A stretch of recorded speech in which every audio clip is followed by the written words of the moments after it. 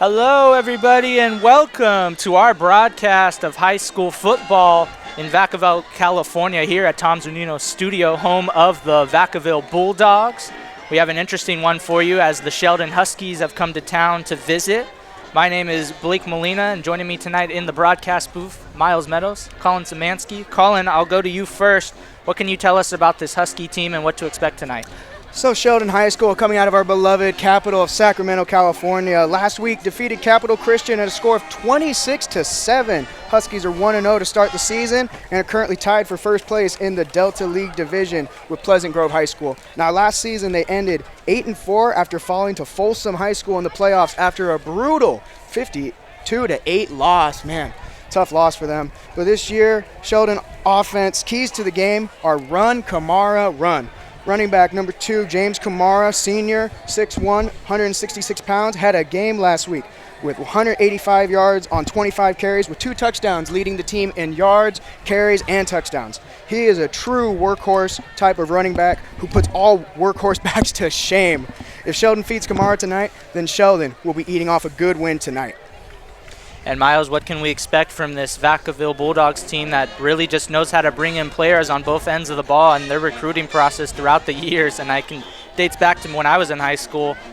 They've just been really good at bringing in players, but what can you tell us about this current roster? Yeah, Blake, I'm really excited to see the man of the hour, United States Air Force Academy commit and Vaca High quarterback, number 1, Brody Fortunati. He's someone who I've personally had the chance to train with and get some reps in on the field. And just to give the viewers and listeners at home some insight onto how he trains, he used to tie his left arm to the right side of his body just to ensure and help with his accuracy and deliver accurate balls down the field. So really look for him to drive that ball down the field accurately and lead this pro-style offense to another victory. Yeah, well, that's very interesting with tying the right arm, but Miles, you have pretty good football knowledge, so obviously he must be doing something right because he is definitely a main piece for this team in his final season. Well, we're going to be right back. Before kickoff, we're going to just take a quick break, but here's a word from our sponsor, James Thomas Media, your one-stop shop for all your video production needs.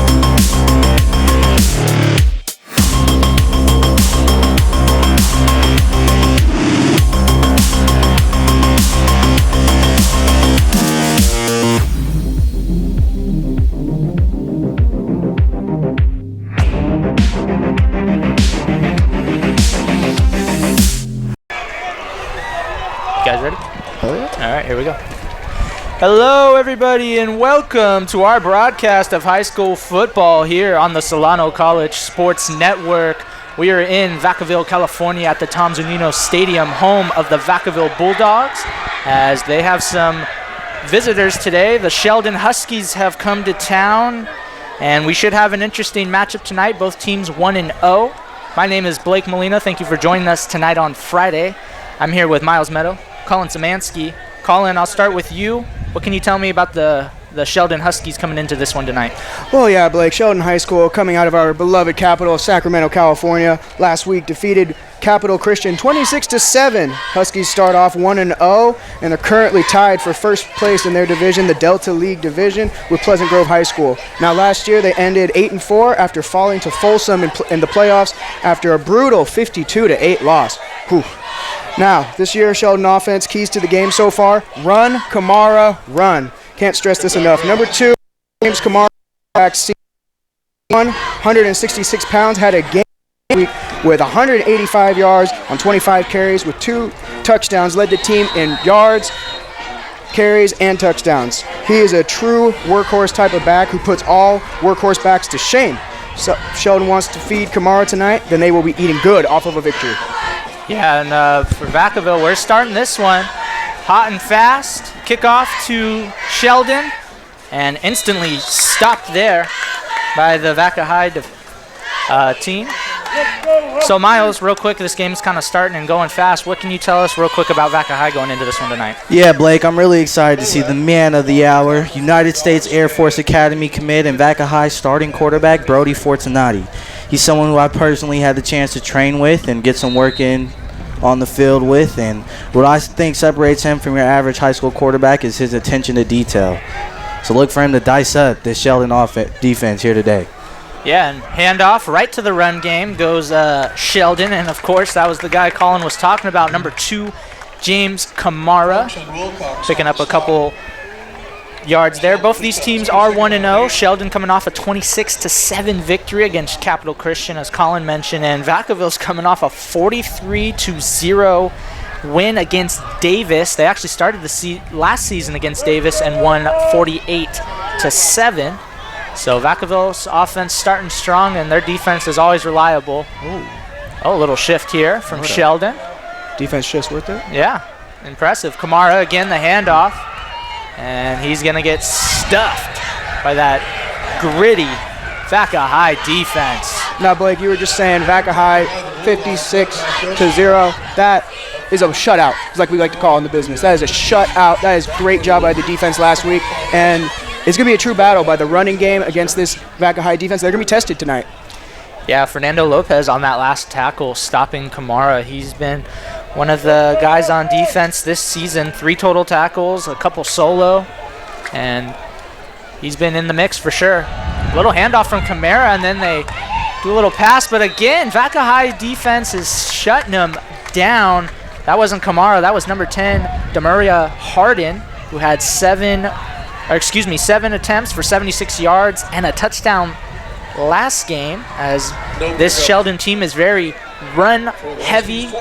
2 pass attempts last game for no yards. Their receivers kind of just were a no-show, and it'll be interesting to see what the game plan is tonight. Yeah, very interesting series right there by Sheldon, as you see Kamara playing quarterback. And Sheldon's going to punt it away here. Let it go. And ooh, what a punt. Wow, what a good one. Ooh. Just on that 7-yard line. What a punt by the Huskies. And Vaca High's got some work to do, as they're going to be on the 7. So we'll see what this offense can bring to the table tonight. As Miles talked about, the quarterback, Brody Fortunati, 23 of 28 last game, 321 yards, 4 touchdowns, 0 interceptions. So I'm sure he's going to come back out in this game still on fire. But we'll have to wait and see how the Sheldon Huskies defense can adjust. It's a real clash of football ideologies. The pass-first offense and seems to be the run-only offense in Sheldon. Be a great matchup. Yeah, really 2 different kind of styles here. We'll just see if Sheldon decides to go to the pass game. And Vaca High will start with the run game a little bit, breaking some tackles. And he's going to get that first and just a tad more. That was the stud of this team, Christian Diosado, the captain. 12 rushes for 64 yards last game, 2 touchdowns. He averages right now, it's just 1 game, but averaging right now 5.3 yards per carry. And he was kind of the man, too, last year on the offense. Him and wide receiver Brady Mont, who has moved on to different opportunities at the college level.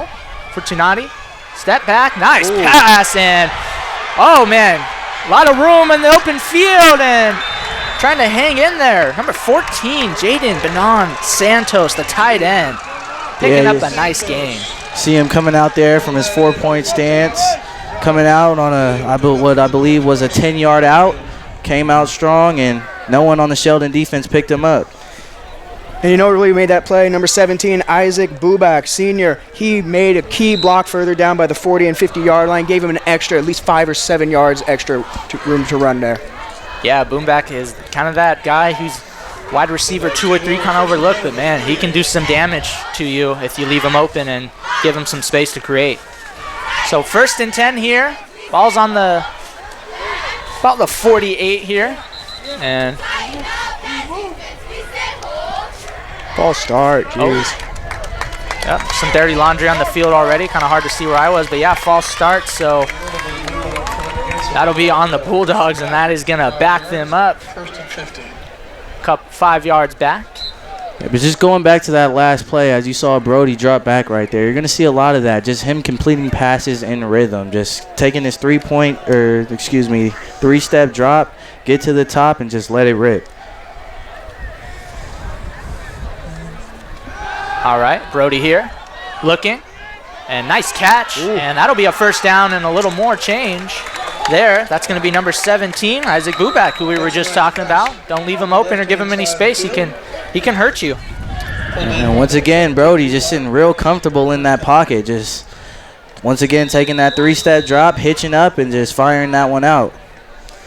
Yeah, his O-line so far in this game they're really doing their job and protecting him very well. He's, like you said, Miles, he just has a lot of time back there, and he's making something out of it. And this time going a little deep, a little over his head there. And that was looks like we got a flag on the field. One of the Vacaville linemen was indicating a face mask, looks like on the defense, but a little hard to see the flags from where I'm standing, so Colin, thank you for that vision of yours. And see what the call is here. Look like the Sheldon defender was holding. Yes, it is on Sheldon. Yeah, okay. So Vaca High's gonna get some extra yardage here, and man, they're already right there. We just started this game 9:09 still to go. Started off at the their own 4-yard line. They're already almost near in the red zone. They're moving the chains, that's for sure. And this Vaca High offense knows how to do that. And excuse me, it wasn't holding, it was a pass interference call. Handoff there. And just getting that first down is the captain of the team, Christian DeSato. The senior. 5'7", 190 pounds.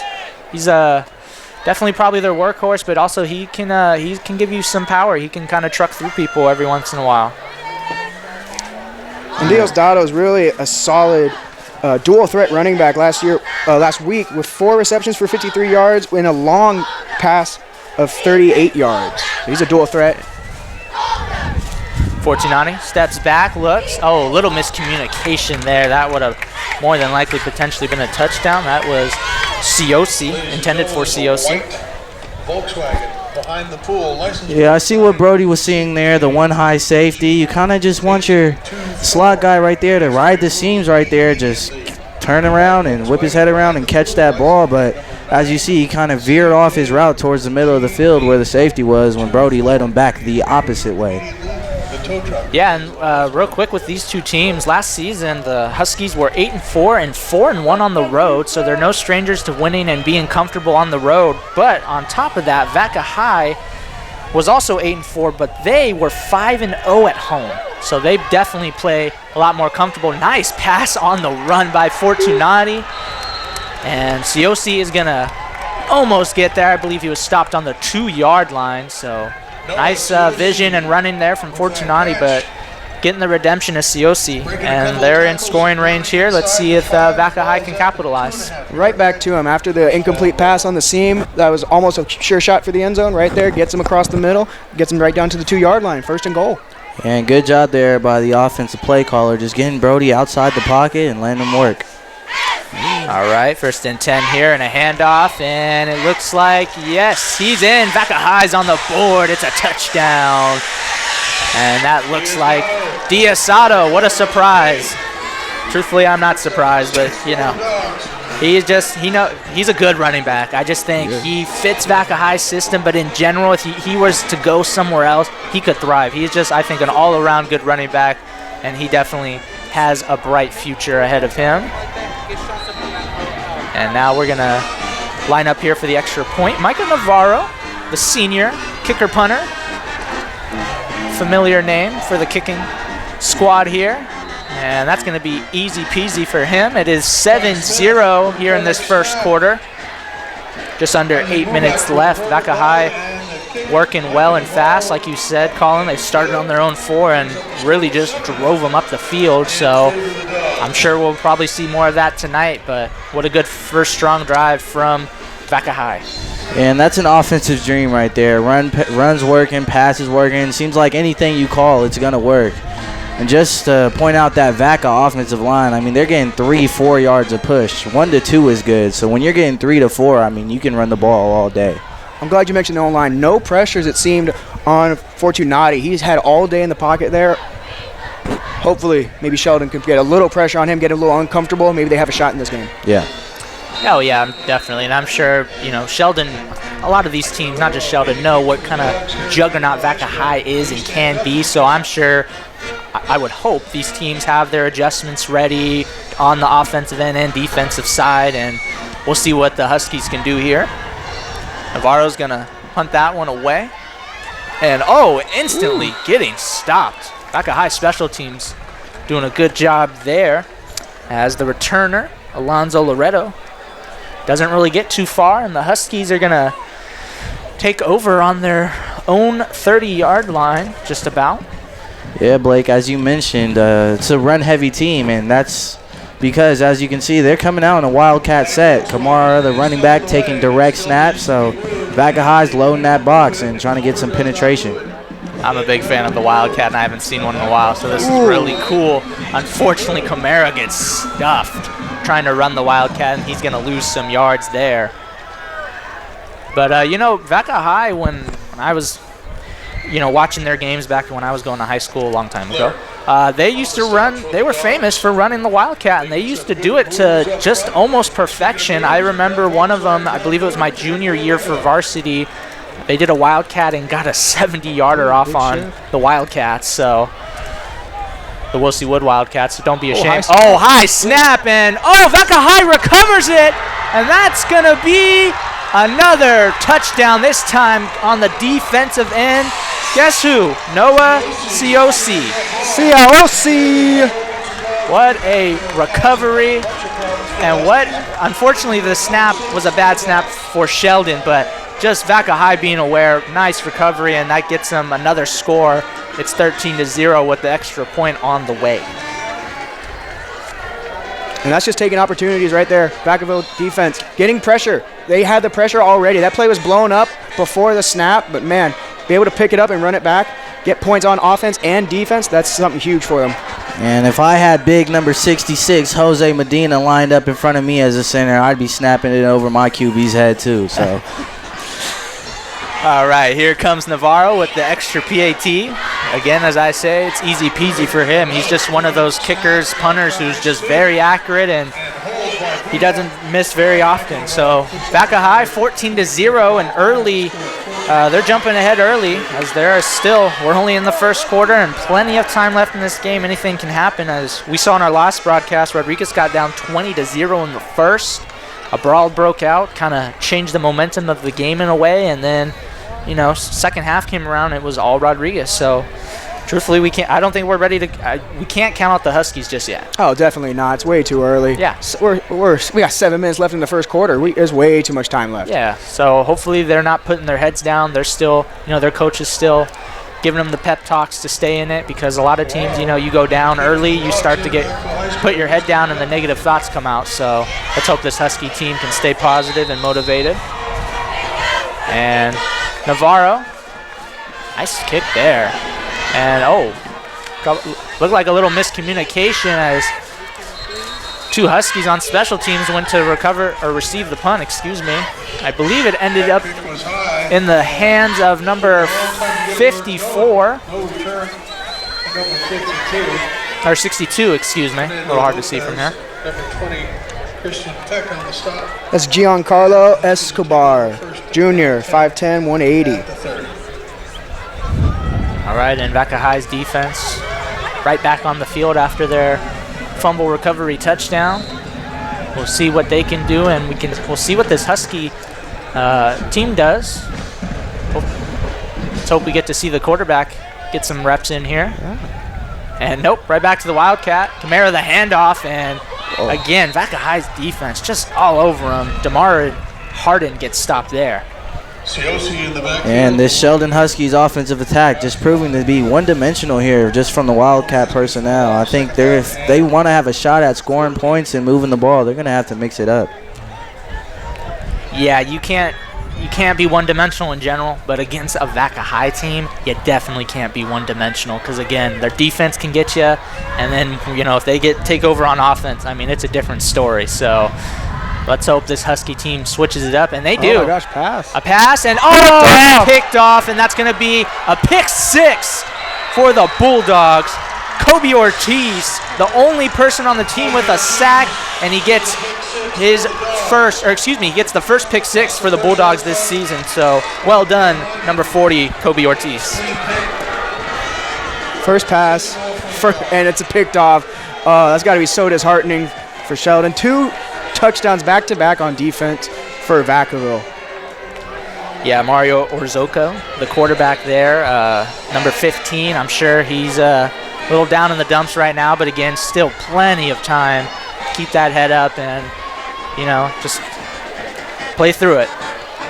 Navarro, again, the extra PAT. So we got a 21-0 lead in the first quarter for the Bulldogs at home tonight in Vacaville, California. Usually pretty hot, real nice and breezy right now. It feels great. I even brought a flannel from the car just in case. I'm not going to need it. It feels great right now, the weather. And just going back to touch on that pick six, Kobe did a great job right there by riding the flat and just taking care of his responsibility. But on the other side of that, the Sheldon QB there, I mean, if we're going to throw a flat to the short side of the field, which they did, you have to really make sure that there's nobody responsible for that area. So has to be a little better at processing and reading the field and just understanding where we are on the field and what's going to be open. Yeah, well said, Miles. Couldn't have said it better myself. Your mind is very interesting to the sport of football. We've only had 2 broadcasts so far, but I've been very impressed with that, so I appreciate the analysis. But, yeah, Huskies are they're kind of digging their own kind of grave right now. They need to climb out here as Navarro's going to send the punt away. Kind of the similar kick from the last series, and the Huskies will get it. No miscommunication this time. That was for Jacob Gooley. You see that Vacaville's kickoff unit just coming out each time with the little pooch kick. Just getting air under that ball, letting your special teams group try to get down there and preferably catch it in the air before the other team does. Yeah, so far, I mean, we've talked about the offense and defense of the Bulldogs. I mean, early in the game, the special teams has been very impressive. And, I mean, depending on the teams, most of the time, special teams kind of gets overlooked. But, I mean, right now, they're really doing their thing. And Sheldon's right at midfield now after that penalty on the Bulldogs on the kickoff. They're right at the 48-yard line. Yeah, some nice field position for the Huskies. And there was a whistle. Don't believe the refs were quite ready yet. All right, 1st and 10 here for the Huskies on their 48. Snap pretty much to Camara, and he's going to bring a couple Bulldogs with him, and he's just going to get that first down. Oh, looked like there was going to be a little action there.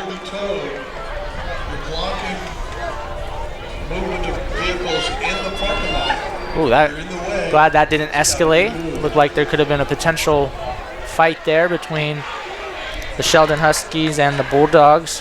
Demaria Harden, on Sheldon was involved with a little scuffle, but it got broken up quickly. So the Huskies again hand it off, 2nd and 1, as Camara is easily going to get that and some more. He's dragging these Bulldogs for some extra yardage. What a powerhouse. You know what I saw there? I saw high tackling by the Bulldogs. That's high tackling. They're all getting up in the shoulders. You got to get low. You got to take out this dude's legs. And to your point, Colin, you really see those defensive ends. As soon as the ball snaps, they're coming straight up out of their stance and getting high, and those tackles are pushing them backwards. 1st and 10 here. Another handoff to the workhorse, Camara. This time, though, he's not going to get too far. Picked up a yard or 2 there. Number 54, Damata Afoa on the Huskies O-line has helped push that pile. Got him an extra 2 or 3 yards right there. Big if the O-line can help push these piles up.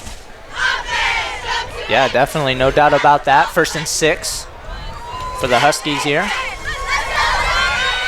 And, oh, no, a missed snap again. Kamara's going to take out his do-it-himself kit, but he's not going to get too far. Ball's on the ground. Kamara picks it up. High snaps, low snaps. Back to the Jeez. original line of I scrimmage. get these snaps a little bit more organized. Stop made by Colby Kovac. And now Kamara's heading off the field, so this is interesting. We'll see what the offense does now with him taking a quick breather. And here, another handoff again. This time, it's a different running back. It's Jacob Gooley, who had a nice game last outing. 13 rushes, 65 yards. His longest was a 16-yard run, and currently just averaging right above 5 yards per carry. Huskies pick up 1 or 2 on that play. 4th down and about. And a couple of yards there. The Huskies, though, are it's 4th and 3 here, and looks like they're gonna go for it. Getting some communication there on the sideline. The Huskies look a little lost. Formation. I'd watch number 11, Shuron Pham. He's on the outside and trying to run the ball, but gets stopped. Jacob Gooley was stopped there, and Vacaville is going to take over on downs. That was the junior Elijah Klein, number 0, in on the tackle, wrapped him by the legs. Low tackling, hold his legs, he can't go nowhere. And a better series right there from the Huskies. They were able to pick up a couple first downs. I know last broadcast I alluded to what's known as get loose juice. Yeah.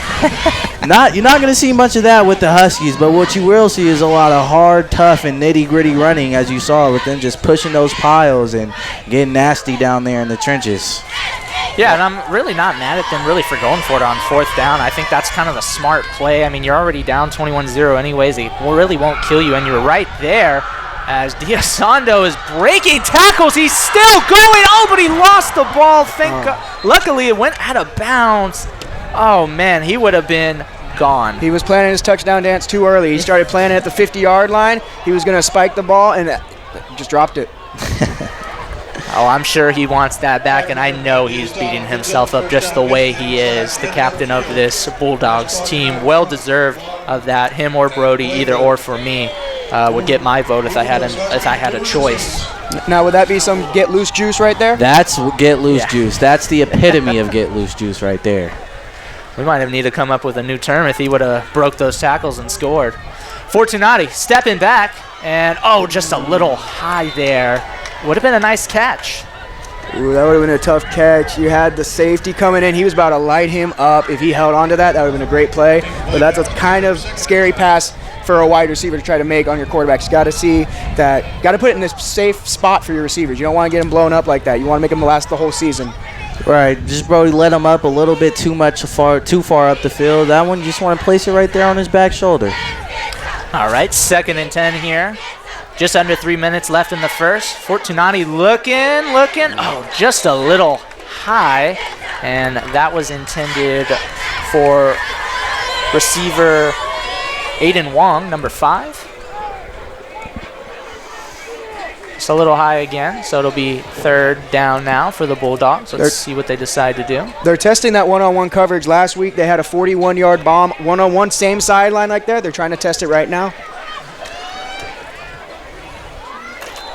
Oh, and some dirty laundry is on the field as the Huskies defender looked to jump. That was number 30, Mohammed Al-Nosiri, the tight end D lineman who has 4 total tackles and is tied for 3rd on the team in total tackles. So Vacaville will jump up about 5 yards. It still is 3rd down. Let's see what they decide to do here.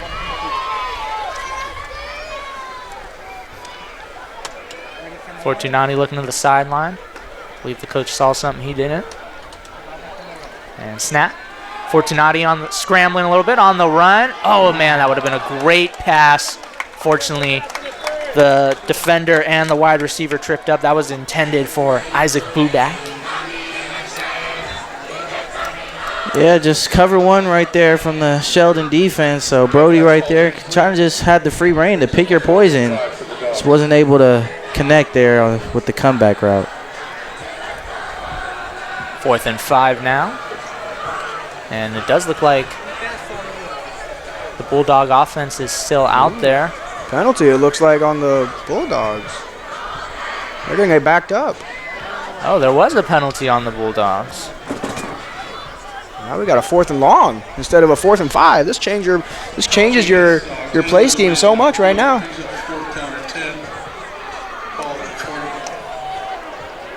And the offense is.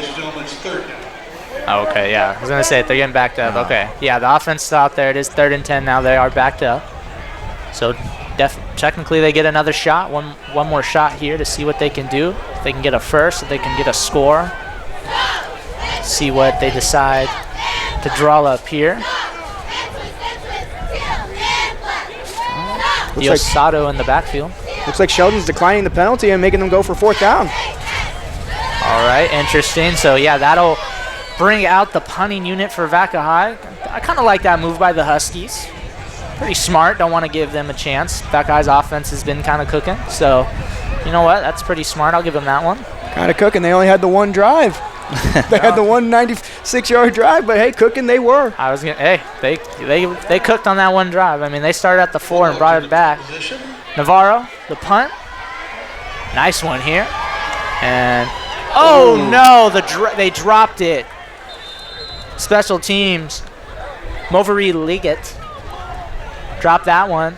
He got it back. Luckily, keeps it on the instead of a. Bulldogs getting great field position. Sheldon stays right where the punt was dropped. On the coverage, breaking up that play. The ball ended up on the ground, and the Huskies recover.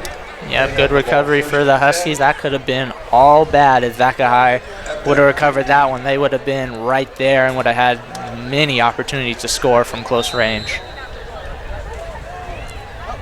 Looks like one player needs to come back on the field. 52 is begging for another lineman to come out. Yeah, they're gonna call. Sheldon is gonna call timeout there. Some miscommunication for their players, and just to probably give them a little break and a pep talk to really go for it there. Try to keep the spirits high and the negativity low. 21-0 here in the first. Still 2:45 left in the first. All of our great food and spirit booths located at the concession pavilion area at the south end of the bleachers. Help support Bulldog athletics by purchasing Sheldon for and spiritware. being so run heavy last game as a team, 54 carries, 382 yards. They averaged 7 yards per carry, 4 touchdowns, and the longest run they had was 34 yards. That was from Demira Harden, number 10. So this is definitely a very run-heavy team, but kind of to your point, Miles, we talked about earlier, you don't want to be one-dimensional in general, but you definitely don't want to be one-dimensional against a team like Vaca High with a very potent defense. Right, and to further your point, Blake, you don't want to be one-dimensional because if you're the Vaca High defense, your job is just to take away one thing, and that's what Sheldon does best, which is to run the ball. So they're trying to stop that run. So if you're one-dimensional and that's all you've got, you're not going to be able to score and move the ball here. All right, and we're going to see what Sheldon does here is another snap handoff to Kamara, and he's going to get stopped. Massimo Menikun, 22, senior, in on that tackle, came in from the linebacker and blew up, read that hole perfectly, blew up the play right in the backfield. Yeah, Vaca High's defense, they're coming out aggressive. There's no doubt about that. They're going to lose, Sheldon's going to lose a couple yards there, so it'll be 2nd and 12 here for the Huskies. Little shift here. And Vaca High's moving. Snap handoff to Kamara, and again, stopped. Yeah, Vaca just loading that box up with 8 people. I counted that play right there, as well as the safeties being 6 yards off the line of scrimmage. So Sheldon, once again, if they want to move the ball, they're going to have to divert to something else. And that was Meniku again in on that tackle. He's reading it all the way with that shift over, trying to confuse the defense. You just want numbers on numbers. That's really all you got to do there. especially with a run-heavy offense like this. Third down and 17. Third and 15 here coming up for the Huskies again. The snap and handoff, the snap to Camara, and again, just getting nowhere, losing more yards. Kind of was a rough tackle by the Vaca High defender. It's number 52, Fernando Lopez, but, you know, sometimes you got to do what you got to do. And now it is 4th and 15. And there's no doubt about it, Sheldon has to punt this one away. Don't want to give Vaca High this much breathing room in general, but they can, you know, as we saw early, they can work with little space if need be.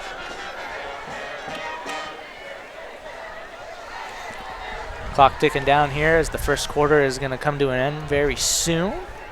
And they're coming. Oh, almost blocked. It might have been a really short kick. And it's going to stop right there. A Vacaville 40, and Vacaville is going to take over at have really good field position for this next drive coming up. Yeah, ideally, if you were Sheldon right there, you would want to flip the field, meaning you want to get that punt to the other side of the 50. That way they don't start in your own territory, but wasn't able to do it on that punt, and Vacaville has great starting field position for this drive. With the pressure in his face, though, it really makes the punter want to second-guess that kick. He can't get all his force into it because he's thinking about getting hit and trying to break his fall before. So he couldn't get all that under it. He's got the wind coming a little bit too, so it was a tough punt. All right, so we're going to see what Vacaville can do here with this great field position. Fortunati, handoff, Diasanda. And breaking some tackles. And he is just so shifty, the captain of the Bulldogs. And he's going to pick up a nice 10-yarder here. And he's running hard right there. He's definitely running hard, breaking tackles.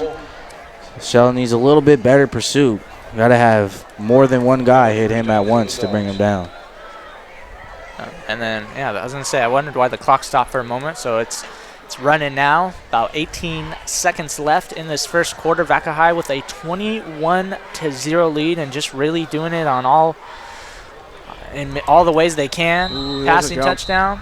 There's a jump on the lineman. Yep. Flag on the play here. Going to be a false start. That's on 14. Jaden Beeman Santos, tight end, junior, 6'4", 180. He jumped too soon with the motion coming. Vaca High's going to back up a couple yards here. They still have a little time to work here if they want to do something or maybe get that another first down. They have some time to work with. 5 seconds left. The clock's counting down. Fortunati just got it off. Diasando as the horn rings, and he's going to just get that first down. Might be a yard short, but I'm almost positive he got it, and that'll end the first quarter for us. Vacaville has a 21-0 lead, and we're going to go into the second here in just a moment.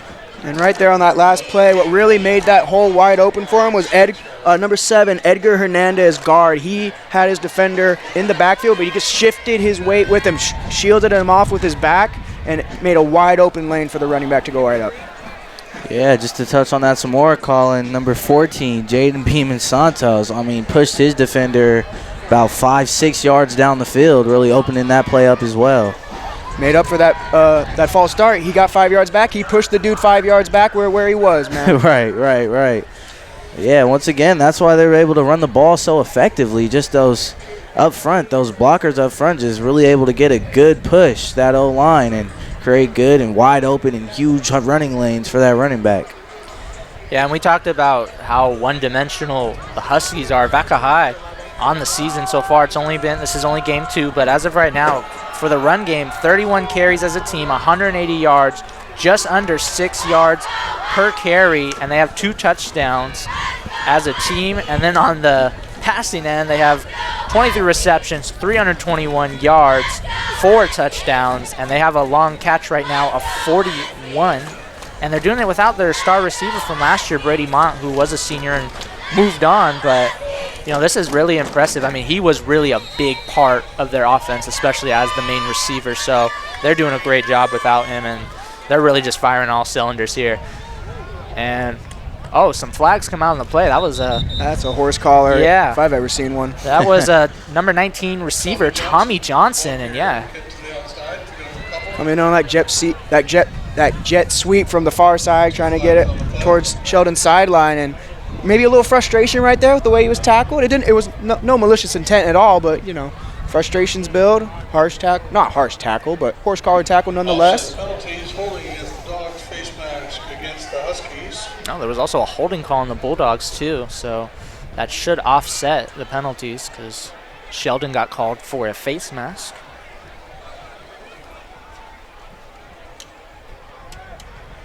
All right, Vacaville's gonna reset here. 2nd and 6. Second quarter is underway now, as Vaca High took an early lead in the first, 21-0. Fortunati scrambling, looking around, throwing a dime for a touchdown. That's number 5, Aiden Wong. Oh, excessive celebration. Oh no! A little too much there. You're up 27-0 to start the second. I get the excitement, but that's a little. Have a little class, I gotta say. I got nothing wrong with celebrations either, but Colin, I 100% agree. You don't want to do something like that, especially with a big lead. So that is very unfortunate.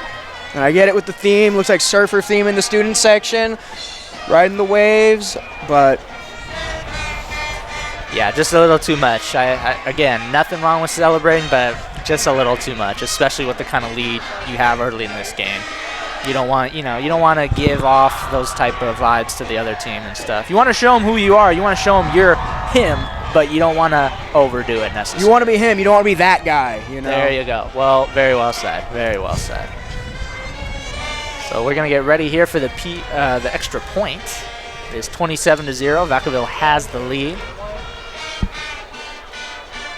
Michael Navarro getting ready here.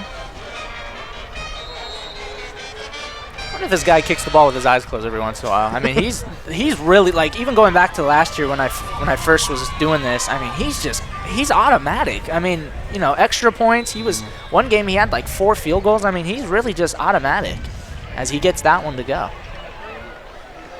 So we got a 28-0 lead here, Vaca High.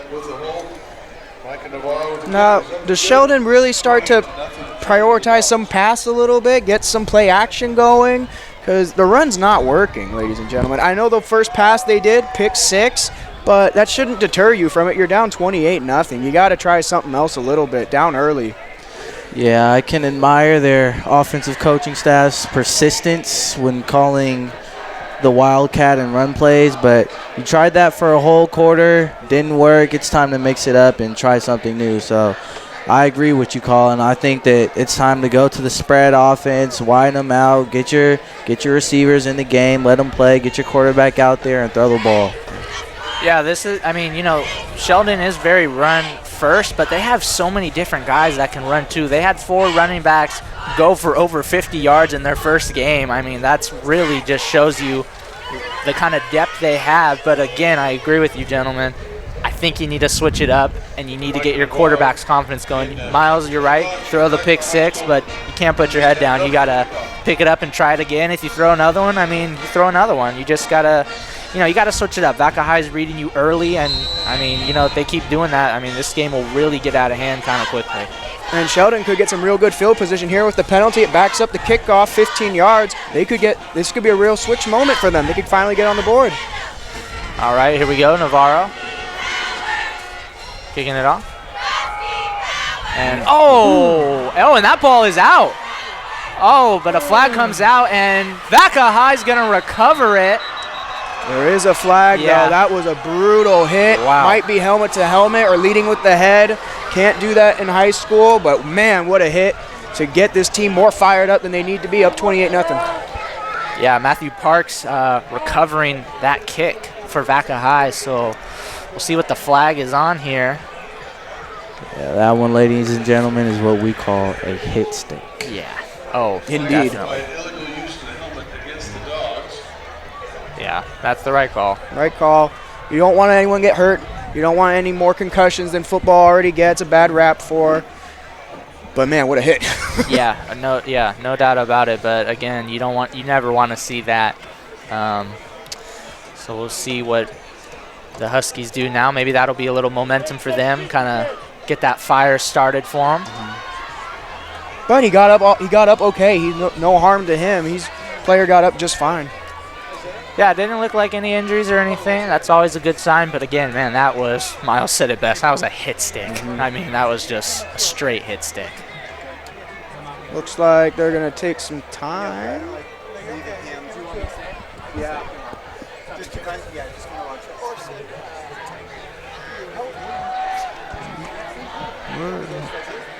Are we switching the field? They're gonna do a re-kick. Okay.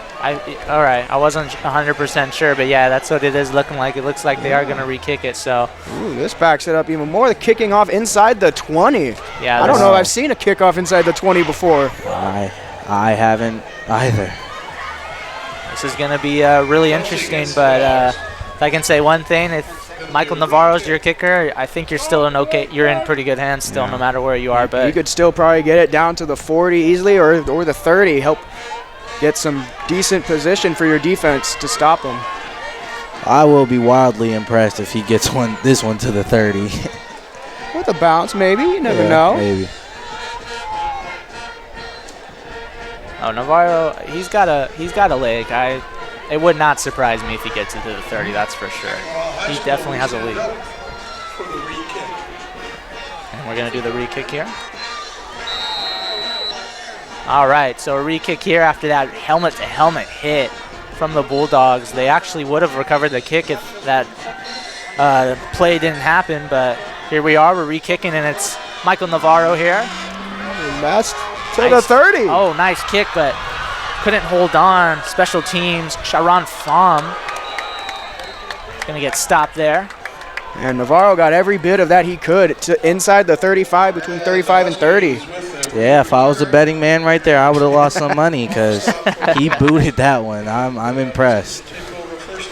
Yeah. And how about the coverage unit getting down there in time? You don't want to always outkick your coverage, but man, they got down there in a hurry. They're speedy quick. They were some of them took off right as Navarro was kicking the ball. That's how quick special teams they are for the Bulldogs. They got some speedy guys. And the Sheldon offense is gonna get back on the field. It's like they're staying with that Wildcat set. Live by the run, die by the run. Yep. Yeah, no kidding. You just got to wonder what kind of confidence this does to your quarterback as Camara is going to pick up a couple there, about 4 yards. I mean, I just can't imagine, what's the quarterback thinking? What's Mario Orzoko thinking here? Only getting 2 pass attempts last game, making nothing of it. And this game, he did the one, and immediately it's a pick 6. I mean, that probably is just killing his confidence, and you don't want to do that to him so early in the season. Especially with a junior who's going to be coming back hopefully next year as a senior with their quarterback. You don't want that. Yeah. Another run play here for the Huskies. It's going to be Camara, and he's going to get stopped. Initially stopped at the line, but he got a few more yards after that. Second effort right there. Yeah, no, he's been a couple of runs. He's been dragging some of those Bulldog defenders with him for quite a bit of yards, which is, I find that very impressive in a running back, is if you can literally put someone on your back and, fight for some extra yards and take them with you. You got some skill in you. This is where it's going to be hard to run the ball right here. Midfield. 3rd and short. Yep. All right, 3rd and 4th here, and Camara nowhere to go. Going to get stuffed. Stopped right there with the initial contact, ran into his own blocker, trying to find some room, wiggle room, and just couldn't get it. Yeah, how do you think? Do you try to pass here on 4th and 4? I mean, 3rd and 4, that was definitely a passing down right there. Yeah. Just on the other side of the 50, 3rd and short. It looks like punt. Something we got to throw.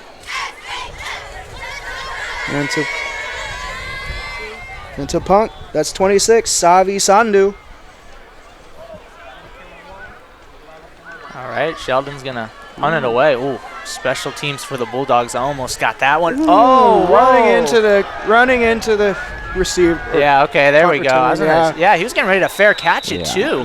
He got blocked into him to a fair bit, but he kept going. He kept going into him. Yeah, Bubak was on got the bad end of that one, but there is a flag, and that is going to give the Bulldogs some extra yardage here. But, yeah, he was going in for the fair catch, and then the Husky special teamer came out of practically nowhere and got him. So Vaca High is going to get some decent field position off of that. Yeah, if Vaca High gets a score here, gentlemen, we might need to start digging into some blowout material. I mean, this one might get ugly fast. Definitely could get ugly, but crazy part, we still have over 9 minutes left in the second quarter and a whole nother half to play here at the Tom Zunino Stadium in Vacaville, California. A lot of football left, ladies and gentlemen. A lot. All right, Vaca High's offense is going to come back out. Fortunati, the handoff to Diasando, and he's going to take a couple Huskies with him on his back. He picks up about 6 yards there. Yeah, and if you just see that Vacaville Bulldog offensive line, you see number 55, TJ Marfield, about 10 yards down the field, just keep riding his block. I mean, again, just getting that play 8 to 10 yards of push. I mean, it's ridiculous. Yeah, and we do have an injured Husky down right now. It is number 9, Noah Wilcox, the wide receiver / free safety. And we do hope he is okay, as the medical staffs are attending to him. And going back to that last play, you stole my line right there, Miles. 55, TJ Marfield with a pancake, it looked like to me. Get some syrup out, but not on number 9. Hope Noah Wilcox is okay. He is still down, as the medical staff is taking care of him. Never like to see that, especially when your team is down like they are. You never want to see an injury to a player, especially key players, and he's definitely been one of them on both sides of the ball. And as we talked about, he is in there as a safety right now, but he's in on the offense too as a receiver. It's just unfortunately this team hasn't been looking for the receivers so far earlier in the season.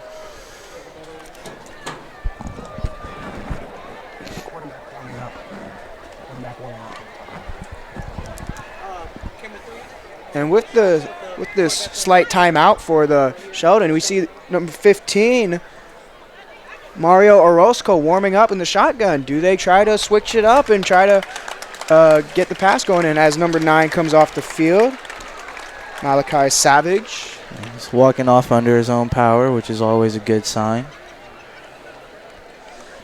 Yeah, I do apologize. I got my names wrong. Noah Wilcox is on the Bulldogs. I do apologize for that. It is going to be Mikhail Savage that got hurt there. One of the running backs we talked about that had over 50 yards rushing, and he was one of 4 to do that in last week's victory against Capital Christian. The handoff here, and Diasando is going to get that first down, but he is going to, a couple Husky defenders are going to greet him. First down for the Dogs. Pushing the ball down to 43. Man, what a matchup battle we have in the running back department. You know, we focus so much on Brody Fortunati, the quarterback, and how good he's done so far in this season, early in the season. But, man, this running back matchup head-to-head is phenomenal. Fortunati takes a shot. Just a little high, unfortunately, for Jeremy Buckner, the receiver, who had a nice game last game. 3 receptions, 70 yards, and a touchdown. He had his longest catch of the season so far, 41 yards. He's one of their big wide receivers. You can normally throw it up there for him, and he'll go up and grab it, but just a little out of reach for him. But again, on a spot only he can get, not putting it in danger of an interception. 2nd and 10 here, coming for the Bulldogs. Fortunati takes the handoff, and just a little short there. Potential miscommunication. That was intended for Isaac Buback. Pass falls incomplete. 3rd and 10. Right there, almost a danger of an interception, but not on the quarterback's fault. Slipped almost in the hands of the defender, but. Yeah, that could have actually been the potential momentum changer if the Huskies got that pick and could have made something out of it. But nonetheless, it is 3rd and 10 right now for the Bulldogs. And tried taking a shot deep. Again, a little miscommunication. So that'll be kind of a quick 4 and out for this high octane offense of the Vacaville Bulldogs, and the Huskies are going to take over here. Yeah, really interesting there from the Bulldogs. You see, they lined up in trips, I believe, 3 plays in a row. Wasn't able to connect on any of them, but I'd like to see them space it out a little bit more. You got a quarterback in Brody Fortunati who has elite arm strength, so you can line your receivers outside of the numbers, and maybe that one where you overthrew right there, that's a completion if the wide receivers are outside the numbers and able to create a little bit more spacing. Bulldogs love their trips. I've noticed it a lot on their highlights for last game. Navarro again, just another nice kickoff here, and Husky special teamer working. Number 8, Samarji Bim. Trying to make something out of nothing. He kind of does. Decent field position here for the Huskies, and we'll see if the QB's time is now. Liam Harrison downfield on Mario Rizzoco, number 15. Let's see if he can get that arm going. But more than likely, probably go see the Wildcat and Camara getting that ball.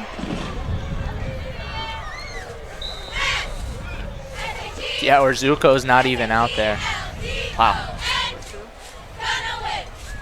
All right, Huskies, 1st and 10 here.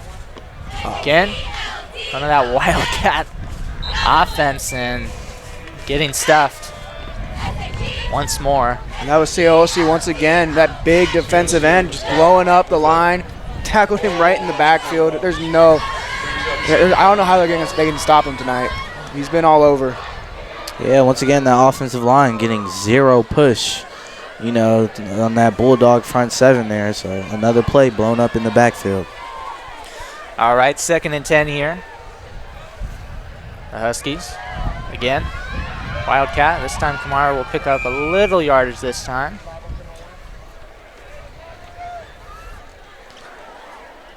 Third and long right here, another passing down. So let's see if they switch it to that spread. Doesn't look like it, and this offense is going to prove to be stubborn.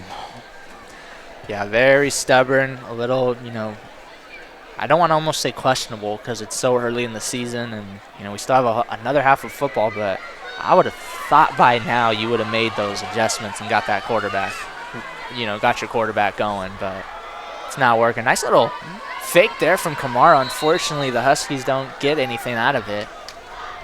And just like that, 3 and out.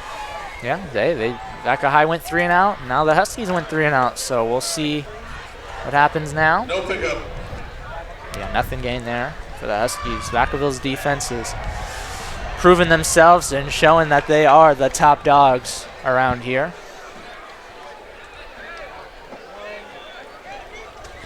Yeah, I can only imagine the frustration on that Husky sideline with the offense, because even up here I'm starting to get a little frustrated with that offensive unit and what's going on down there. So yeah, I'm sure as we have a timeout on the field by the Huskies. Yeah, I'm sure that halftime they're going to get a big earful, especially if Vaca High tacks on some more points with just under 7 minutes to go here. So I would not want to be a Husky going into halftime right now, but again, still plenty of time left to really get some momentum and get that fire under you, but you're going to have to kind of start working a little quicker than usual.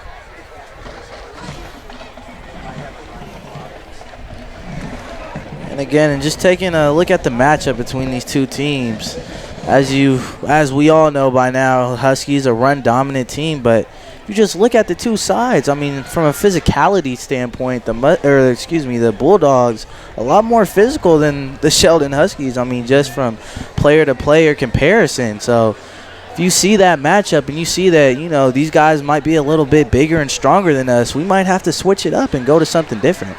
And with that, if Vacaville scores again, they'll be up, pending extra point, they could potentially be up 35-0, and that would start a running clock.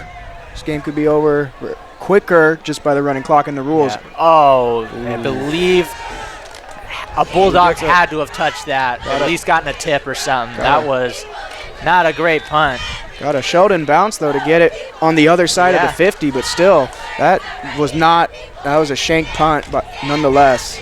I'm almost positive that a Bulldog got a fingertip in there at least. Just the way kind of the ball was starting to kind of go.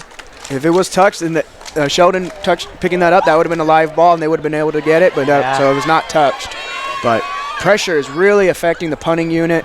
Vacaville's been getting in the backfield almost every play, it seems.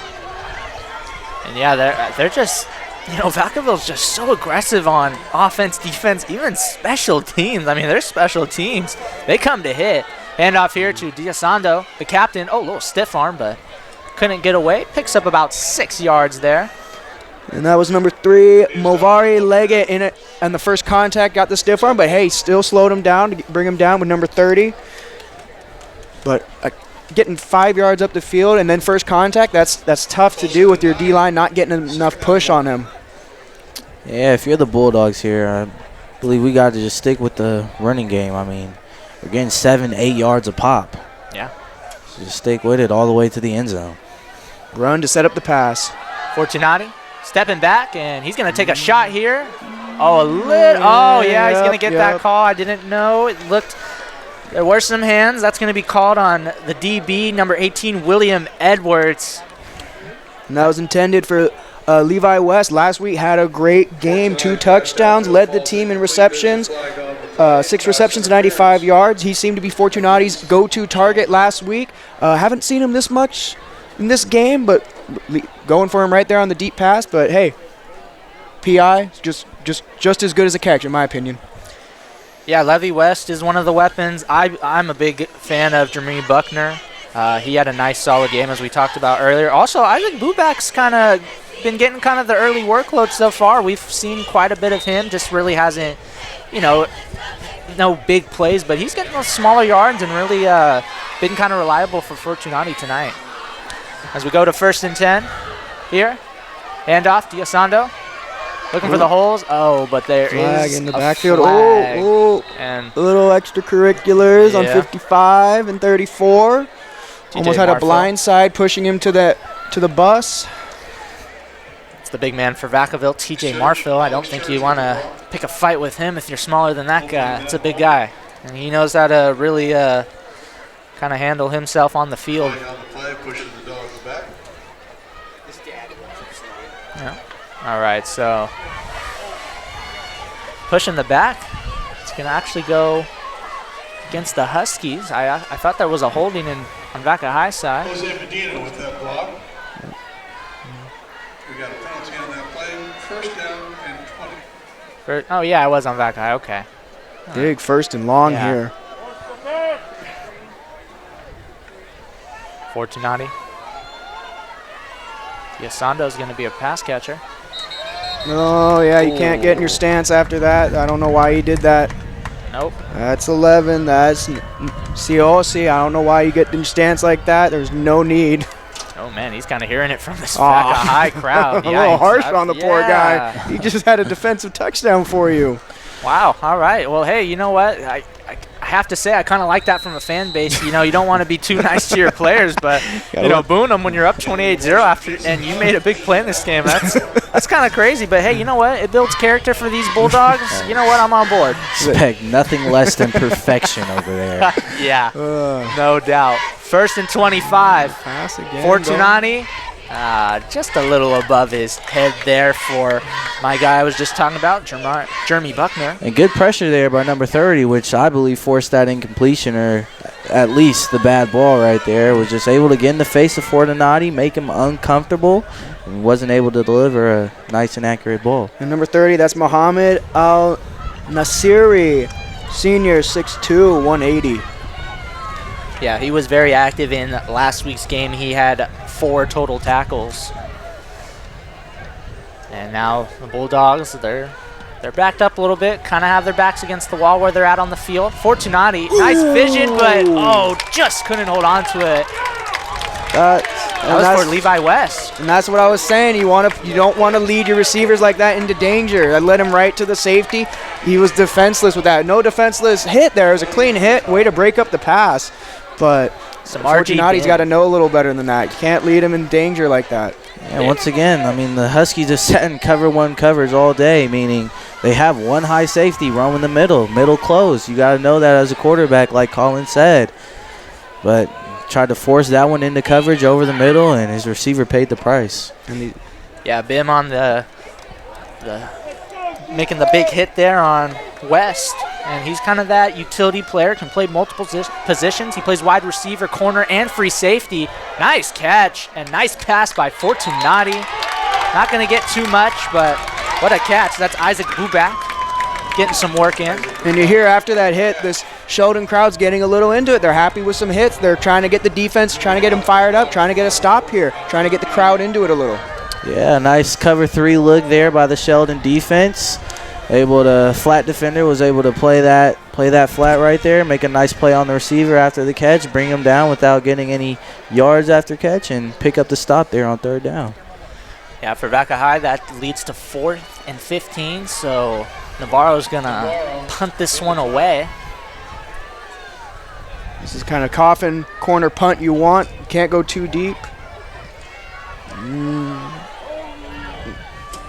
Yeah. Into the end zone. Unfortunately, that's going to be a touchback. Kind of weird field position for him in particular. He's more of that. You want to give him the length of the field because he's got a boot, and he'll boot it 10 out of 10 times. So too far for a field goal, too short for a punt. It's a little awkward, but you don't want to go for it on 4th and 15 right there, especially up 28-0. Want to punt, give them a chance, you know. And to Colin's point, that's why it's so important to execute in that fringe area right outside the red zone because, like you said, that's the gray area where it might be a little too far for a field goal and too close to punt it away. So really got to try it and get in that red zone. Yeah, and with Navarro, it's smart. You don't want to obviously go for it there as Camara is going to get the handoff from the Wildcat and pick up a couple. I would trust the guy to kick the field goal from there. I mean, he's shown he has a leg and a boot. I mean, if he really wanted to kind of up the scoreboard, I mean, I would have let him kick it. But, at the same time, it shows the respectful side of Vaca High, and they want to kind of maybe make this one a game. So I like the idea. But, I mean, if I'm the coach, I'm letting Mike Navarro kick that field goal 9 out of 10 times. Yeah, and to your point, Blake, I mean, especially the way your defense is playing to where they're pitching a shutout against this Sheldon High offensive unit, so you feel comfortable where even if he misses that and they get that good field position, that your defense can come up with a stop. All right, and again, you see the Wildcat, Camara, going to find some room, but not enough room, unfortunately. And that was a small, scary scene as Camara sat there for a second, but he got up quickly. That's good to see. That is their main man, their top guy right now. You don't want to lose him early in the season to any type of injury, so good for him. And right there on that play, number 4, Justin Albrecht, senior. He shed that block on the wide receiver so well, forcing Kamara outside even more. The sideline's your friend on defense. You want to push him to the sideline. That's an extra defender for you.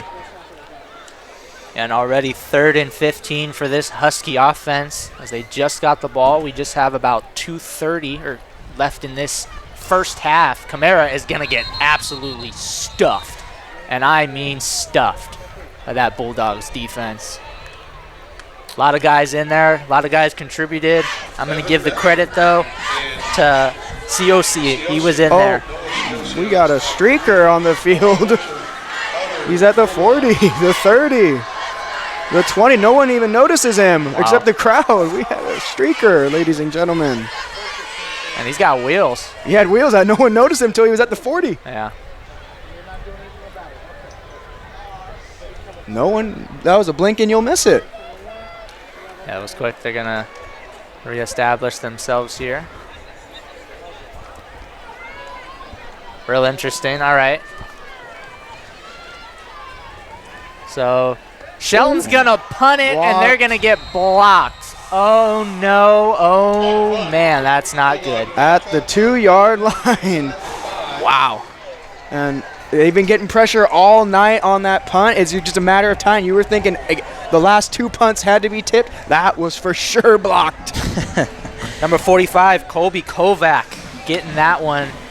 And Vaca High's going to be right at the 2-yard line. And, that is just, I feel for Sheldon. That's a gut punch. Tough for your defense. That is a gut punch to me. That's, man. Got to keep your heads high, though. Again, a whole another first half. And they're going quick. And, yeah, that's an easy score for Vacaville. 2 yards, that's nothing for them. Ooh, and the flames coming out. Wow. Yeah. Vacaville puts on a show when they score. This crowd means business with its celebrations. Yeah, and Vacaville just dominating this first half on all three phases, putting up points on special teams, defense, and offense. So, and I gotta say, this is more a credit to the defense. The defense, two back-to-back touchdowns on defense, a block punt right here to give your offense easy points. That's 3 touchdowns right there, thanks to your defense. That's really only 2 touchdowns given up by the Sheldon defense, and one of those was a 96-yard drive though to start the game for them. Yeah, not to knock the Vacaville offense in any way, shape, or form, but yeah, calling the defense right now as the star of the they're just shining bright tonight under the lights as Navarro getting that extra point to go. But yeah, all the credit to me goes to the defense. I mean, Fortunati and the offense, they have been great and they've been doing their thing, but man, right now, if I had to pick a player of the game, I'm giving it to the whole entire Bulldog defense right now. That whole Vacaville defense right there. And for Sheldon, you got to start thinking about the pass. Maybe not now with the first half. You want to get to halftime, talk it over with your team, but you got to start thinking to do pass. We see Orozco warming up down here on the sideline, but it's got to be pass, right? I mean, yeah. Am I just speaking crazy? No, I mean, yeah, they have to think it eventually. I mean, if not, I mean, they're just going to, the cycle's going to repeat of run, stop, maybe break a few yards or, break a few tackles and get some extra yards. But, I mean, it's just going to be a practically never-ending cycle until the game actually ends. And there we see Orozco on the sideline warming up. The Dogs here at Vacaville High School, we stand up for the kickoff. Orozco getting that arm warm. We hope to see him in there. And Navarro's going to send this one away. Again, just another great kick, even though it's going to be a touchback. Wow. But, man, he's just got a straight boot. Wow. Didn't even bounce to get in the end zone, just straight in the end zone. That's a great leg for a high school kicker. I got to admit. We had trouble with doing that in my high school, getting it to the 20 sometimes. It was more of a pooch kick style, but trying to get touchbacks, you had to get a lucky bounce to go there. He does it effortlessly, getting it to the A of the Vacaville. Yeah, he's definitely a phenomenal kicker, even dating back to last year. My first year doing high school football in the broadcasting program. I mean, his legs showed off. Again, I said it earlier. He had just a great game last season, 3 of 3 field goals. Ooh, and dropped the snap. Man, and they dropped it, and Vaca High's got that one. Ooh. Oh, that's not good. And he got absolutely leveled there by 14. Jaden Beeman Santos absolutely leveled him after dropping the snap. Yeah, this one's getting ugly. That's 3 bad snaps right there that have been costly. Well, the first one, getting the fumble recovery. This one, just bad snap low. And this one looks like a low snap. And Vacaville recovers again, offense back out. Yeah, I was just going to say, Colin, you brought it up. That fumble in the first quarter was, really kind of the defining moment, kind of that yikes moment. But I think that one might take the cake, or the block punt on the 2-yard line for sure. Those 2 are the finalists for me. That's 4 turnovers right now recovered by this Vacaville defense. And the offense is going to march back out there for Tunati and his arsenal of weapons. And they're looking to add some more points to this league. Diosando, captain, my captain, unfortunately getting stopped there. Right there, finally some pressure in the backfield by Sheldon, finally getting through. Looked like kind of a pulling play with the tackle and guard, opening up a lane, but still they got pressure. That's something to build on going into this half. All right, here, let's see. We got about 1:10 left. Clock is ticking. Vaca High is right there, and they could really blow the doors off this one. It is 35-0 currently. As Fortunati, 1st and 10. Little fake. Oh, that one's tipped, but nothing happens there. And that one was luckily tipped at the line because number 16 over there at Sheldon's DP, he was ready to jump that route. Yeah, that's Darius Hatcher. I couldn't see a receiver in target zone in the line of fire for that pass. Maybe miscommunication, but yes, like you said, luckily batted down at the line. Yeah, one interesting thing I'm seeing here about Hatcher, Miles, you may be able to attest to this because you just recently played high school ball, is he's a wide receiver linebacker. I haven't seen too many hybrids like that before, as Diasando is going to get stopped just right at the 1. Miles, I don't know if you ever heard of that, a wide receiver linebacker hybrid? Yeah, no, I have not. That's a rare combination right there, just of offensive position and defensive position. So you got to be quite the athlete to play both linebacker and receiver. I would say almost you got to be a pretty freakish athlete to do that.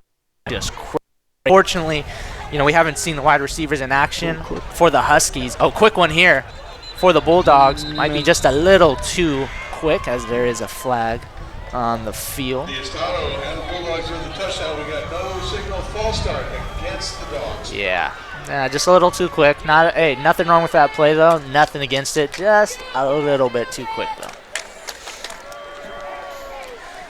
12 seconds left in this first half. And Vaca High is going to call touchdown, timeout here. They could call touchdown on this next play. Yeah, I think I'm getting a little ahead of myself. Maybe that's why I said that. They've called touchdown about 5 times so far. Yeah, I was going to say probably not counting the fumble recovery and the pick 6. I agree with you, Colin. I'm pretty sure they called touchdown on the rest of them, though.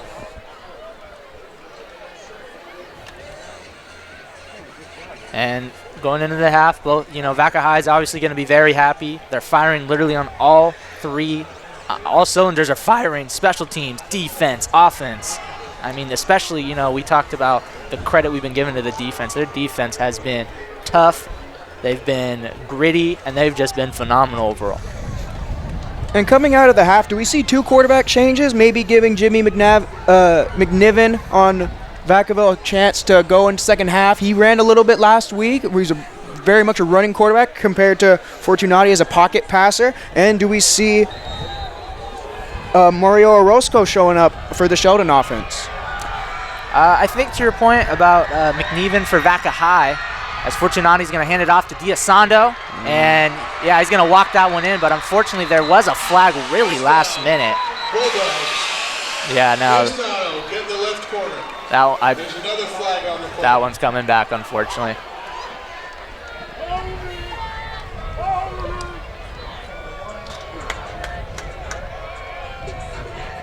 Indeed, it is holding on the Bulldogs. Yep, so that one is going to come back, so they will get another shot at it here with 6 seconds left in the first half. Diasando, besides he would have scored. He technically has scored twice, but there has been a few flags. So, as they say, 3 times the charm here if they decide to hand it off to him. Now, for first and goal, this is pretty long. First and goal from the 18-yard line. Yeah, 6 seconds left. So, generally right here, we only got 1 play and 1 shot at the end zone. So, corners are all pressed up for Sheldon. Not quite sure what they're doing. Yep. Fortunati scrambling, looking. Oh, and tripped up right there. Oh, there is going to be a flag coming in late at the buzzer, literally. We're going to have another play. Yes, on time down. That's 3 penalties back to back to back. I was right about the 3 times the charm, but it wasn't for Diasando. It was for the penalty flags flying out. All right. Hey, you know what? Sometimes I'm right, sometimes I'm wrong. I thought that time I was right. And this Sheldon High team really just offense and defense proving to be stubborn and not too good at making adjustments here. I mean, got to know down and distance, got to know play, time, and situation. I mean, corners were all pressed up right there in cover 1, and Vacaville taking a shot at the end zone right there. You got to know that they're going to throw the ball deep, try to get in the end zone with 6 seconds left, and corners being pressed up led to that penalty. So unless there is another penalty, which there could be, it could go 4 times in a row, this will be the last play of the half, no matter the outcome. Fortunati gets the snap, and he's looking at that corner. Oh, and I liked it. I like the pass. Good coverage from Sheldon, and Vaca High will not tack onto their lead, but they will go into the half with a 35-0 lead. 34 to nothing. Vaca High is going to go in the half. very happy. The Huskies not going into the half happy. What have you guys seen so far in the first half, and what kind of adjustments do the Huskies need to make going into the second? I've seen a lot of run for Gamara, but it hasn't panned out like it did last week. He's getting stopped at the line of scrimmage almost all night. He hasn't had many breakout runs. He's been getting fed the ball, but Vacaville has been up to the challenge in stopping them at the point of attack for that run. Yeah, and to touch on your point a little bit more, Colin, I mean, that Sheldon offense has just been one-dimensional and not, to be frank, not fun to watch at all. I mean, that streaker we had running through the field in the second quarter, I mean, he was a little bit more explosive and fun to watch than that offensive unit for Sheldon right there. So they really need to start mixing it up, maybe look to a spread offense, personnel change, formation change, do something. Just don't stay in that same personnel and keep getting beat for the whole duration of the game. Yeah, well said, gentlemen. We'll be on the other side as the second half is going to start in about 15 minutes or so. We'll be right back to kick off the second half. Hi, my name is Eric Visser. I'm in my 5th year as the athletic director of Solano College. To experience community college and its mission has been an outstanding experience. Solano College has a very rich tradition in intercollegiate athletics dating back to 1947. I'm very proud to communicate that rich tradition is still being continued with fine young men and women that represent Solano College on and off the court. In the fall we have the volleyball program. We have a very successful women's soccer program. We have both men's and women's basketball. And then we transition to 4 programs: baseball, of softball, men's women's tennis, and men's and women's swimming. It is our mission to excel our programs and our student athletes in academics. All of our student athletes are committed to give back to the community. And we would invite you to be a part of Solano College Athletics by visiting our website www.solanoathletics.com, and you feel a warm welcome at Solano. College just got affordable.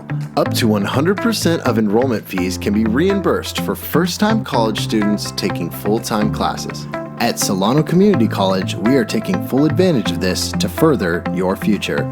With certificate and degree programs in industrial technology, aeronautics, biotechnology, and many others, Solano Community College is a staple for success. For more information, please contact the Financial Aid Office at 707-864-7000. If you have an interest in a career in sports broadcasting, whether it's behind the scenes or on camera, then this is the class for you. Class is held every Wednesday from 1:30 to 4:30 in room 121 alongside the library building. For more information, contact Greg Poff, that's me, at solano.edu. We hope to see you here next semester. And remember, It's more than just sports, it's an education. All right, and we are just getting ready to start the second half of this game. It is 34-0 here at Tom Zunino Stadium in Vacaville, California, as the Bulldogs have been all over the field, offense, defense, and special teams in this one. They're just doing it all and firing on all cylinders. We are going to make a little change to the booth as Colin Szymanski will step out. Thank you for your good work tonight, my friend. And we're going to bring in one of our new members to the Solano College Sports Network this semester as we usher in a new era, Drew Kirby. Drew, welcome to the broadcast. Thank you. Thank you for having me. I'm excited. So, Drew, I'll kind of go to you, kind of put you on the spot real quick before this half starts. What have you seen so far, and what do you like, and what kind of differences do you want to see going into this one? I mean, I've been really impressed by the Bulldogs' defense. I mean, we knew the run was going to be happening with the Sheldon team, and looks like they've been doing their homework. I mean, they've been getting every single stop they could, and I've just been really impressed. For Sheldon, though, I really want to see more pass or maybe some RPOs. You know, something to mix it up, get them on their feet. But, you know, something needs to change. Yeah, we don't want to sound like broken records, but, you know, we do really want to see the Sheldon offense really go to that, start passing the ball, as the Wildcat hasn't really been working too well tonight. Miles, what are your kind of thoughts on that first half and then even kind of going into the second one? Yeah, just to further allude on Drew's point right there, really want to see the Sheldon team mix it up. And like you said, Blake, we don't want to sound like a broken record, but they have failed to make an adjustment this far. It's been 2 quarters, a whole half, and they've just kind of stuck to the same thing and just keep hitting the dry wall over and over and over and over and over and over and over again. And all those overs right there, that's the same feeling we get when we see the Sheldon offense line up in that Wildcat set and get stuffed for little to no yardage at all. So really want to see them mix it up, just get some spread offense out there, get your quarterback out, have him throw it and let it loose, because it can't be any worse and can't get any further downhill than what's going on right now. Yeah, really, I couldn't agree more with you, Miles. And to a sense, too, we might need you down there kind of coaching them up, running the offense at the very least. I mean, just with the football mind that you have, I mean, you kind of talked about it. You had a little small coaching stint with your own Rodriguez Mustangs. And, again, I think they should have kept you on. I appreciate you being here in the broadcast with us. Obviously, if you were coaching, you wouldn't be up here. So I do thank you for that part. But, I hope to see you one day as a coach or a coordinator, and maybe this Husky team will reach out to you. Well, yeah, I do appreciate that, Blake. But, this Husky offensive staff really needs to mix it up for sure. And it won't take my knowledge, and doesn't take any football expertise to look and see that what they're doing isn't working and they need to try something else. Yeah, I'm sure that'll be, no matter the outcome of this game, I'm sure that'll be a main talking point in the locker room and the type of adjustments they'll need to make going into their next game. So we'll see what happens. We do have a whole nother half of football to play here as halftime is winding down here. So again, we've kind of, we're in this new era on the Solano College Sports Network. Our longtime play-by-play announcer, Cameron Anderson, has moved on to greater pastures. He's got a lot going for him. He was my partner the last 3 semesters, and I appreciated everything he did for me. And our age gap was kind of crazy. I was the older one. He was the younger one, but I felt like, he was that big little brother, still giving me that advice, still telling me exactly what I need to do. And the thing I really liked about him, where we really related, he was blunt and honest. So if I did something wrong or messed up, he would, tell me afterwards, hey, you did this, you need to work on this, and I appreciate that. And so hopefully, in my short time here left, because I am in my final semester of the program, that I can do that for you guys and, pass on any knowledge, tips, etc., for you guys and potentially future people that want to join the broadcast booth in particular. Yeah, Blake, most definitely. And if I do say so myself, I do think you are a phenomenal broadcaster and play-by-play caller and announcer, and I'm appreciative of you, Blake. And I wouldn't rather have anyone else doing play-by-play and kind of ushering me in than you. So I appreciate you, Blake. Appreciate you, Miles. I wish I could record that and send that to Cam. But no, in all seriousness, I really do appreciate it. And, Drew, for you kind of stepping in the second half, obviously we hope you want to do this more and get more opportunities. So what are you kind of looking forward to in the second half for you as a broadcaster? What are your kind of goals or kind of things you have on your mind right now? As for this game here? Just in general. Yeah. I want to see some highlight plays. I want to be excited. I want to be here, and I want to have fun while I'm right here. So, I'm hoping one of these teams can make some big plays and, get this crowd on their feet. Yeah, and we're about to get going to kickoff real quick, just to let everybody know. Vaca High deferred on the opening kickoff, so they're actually going to take over here to start this second half. And, this might get ugly a lot quicker than we thought with Vaca High getting the ball first here. We'll see what they can do on this first drive, as we're just about to get underway here. Savi Sandhu is kicking it away. And here we go. Second half has started in this game. And nice little pickup there. Isaac Buback, kick returner.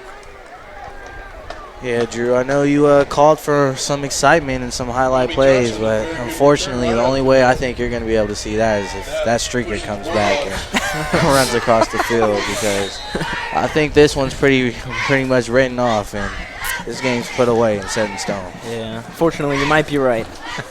I do apologize. That was not Isaac Buback. That was actually number 19, Tommy Johnson, picking up those kick returning yards there. So Vaca High is going to start just about on their own 35. Handoff DiSonato. And still going. He just doesn't want to be brought down, but a late flag coming in that backfield. And I do emphasize late. I believe that one's going to be on the Bulldogs, and that's going to be an unnecessary hold right there. Just after the play, I mean, no reason for you to hold when the running back's 15 yards down the field. Ooh, DiSonato is definitely probably not too happy about that, even though they have that lead. I mean, you know, that was a nice run by him, just under 20-yard run. So he's definitely a little mad about that, and I'm sure that kind of lit a fire for him. So he might get the ball right back and take it potentially all the way. We'll see here. Yeah, I've been really impressed with his game. He's super elusive, but he's also a power. Like, he could get you a few yards if you need also. And, you know, for a team that's trying to run out the clock, he's not a bad running back to have going down the stretch. No, I think he's the perfect combination of elusiveness, like you said, and power. He is that, like, really just almost nobody's perfect in this world, obviously, but, I mean, he plays at a high level, and he is just a crazy good dual threat back. He even, you know, on top of the power and elusiveness, he can catch too. I mean, that's dangerous now. Here he goes again. Yep, right back to him. Oh, he's still up. He broke some tackles. Oh, wow. And he's going to go all the way. Touchdown, Vaca High. And DiSonato blowing the roof off this one. That fire was lit under him, like I just said. And he takes it all the way. Yeah, DiSonato, he's your definition of an every down back, like you guys were saying. Just 4 downs, he can catch, he can run, he can break tackles, he can get outside of the tackles. He can do it all, and he showed some of that get loose juice he's got right there. Yeah, Miles, we need you to get that trademarked, but yeah, he had the get loose juice. I mean, he might have even had a little bit stronger version of it. I mean, I thought he was down, and then all of a sudden I just see him come out of nowhere, and he's gone. So Vacaville has an opportunity here to take a 41-0 lead at the start of the third quarter. Just started the second half. Michael Navarro, I'm sure he did that one with his eyes closed. Automatic. 41-0. Vaca High is having a Friday Night Lights type of game. Yeah, just proving to be unstoppable. Just continuing to put points on the board and continuing to keep burying this already depleted and frustrated Sheldon team into the ground. Yeah, I mean, really just a well-rounded team. I mean, we've seen it all from offense to defense, even the special teams. I mean, I think he's perfect now, right? Still, so. Yeah, I mean, I think we can almost give him that perfect label. I mean, that was just an impressive run. I mean, even with a big lead like that, you like to see those highlight plays you were asking for, Drew, and you know that really got me fired up personally. I know it's kind of a blowout game, but that was an awesome run, and that was really just the definition of having a fire lit inside of you. All right, so Navarro's gonna go to the kickoff now after making the extra point attempt. And just my one hope for this Sheldon offensive unit right here is to see Mario Orozco take the field. I'm right there with you, Miles. Right there with you. That and get some get those wide receivers involved. All right, here we go now. Huskies gonna try to make something out of nothing. Nice little hole there. Not too bad. It's number 11, Sharon Fine. Finding some holes there, getting some decent yardage off the kickoff. Yeah, you see that oftentimes in high school football, and we saw it a few times last week where you see on the kickoff the returners are able to break outside contain and run all the way up the sideline for a touchdown, but Vacaville was able to stop him there on the 30, but did a poor job right there just holding outside contain by your gunners. All right, and now the Huskies are going to go back on offense here, and no shocker to anybody, but there's the Wildcat, and there is Camara. Unfortunately, he's going to get stuffed right there. Vaca High really putting containment on Kamara. As we talked about earlier in the broadcast, he had a monster game rushing for 185 yards and 2 touchdowns on just 25 attempts. So Vaca High doing a phenomenal job putting Sheldon's star running back kind of in the doghouse in a way. 10:28 left in this one as the clock is ticking down. We are in the third quarter. And instead of Kamara, going to switch it up here. And again, I'm just not really seeing the strategy being used by the Sheldon offensive play calling unit. Just not even just in terms that they're running the ball. It's just where the gaps and the holes that they're running into. I mean, it just seems like they're really just calling plays without any real intent behind them. Yeah, especially on that last play, Miles. I couldn't agree more with you. And, Miles, it looks like you got your wish. QB Mario Orzoko is in there. And he's taking a pass attempt, and he's making one. First one of the season. And that's going to be to number 11, Sharon Pham, for a nice pickup of about 5 yards. So first completed pass and first reception and catch for a receiver on the Huskies. And Orozco right there showing some instincts. He sees the corners about 7-8 yards off. Knows his receiver's running that curl route. Just catch it and get it to him right in space and on time. Yeah, and my apologies. They picked up more than 5 yards. It's 4th and 1, and they're going to go for it. Orozco is still out there. See what he decides to do. Oh, man, another bad snap. We've seen a lot of those.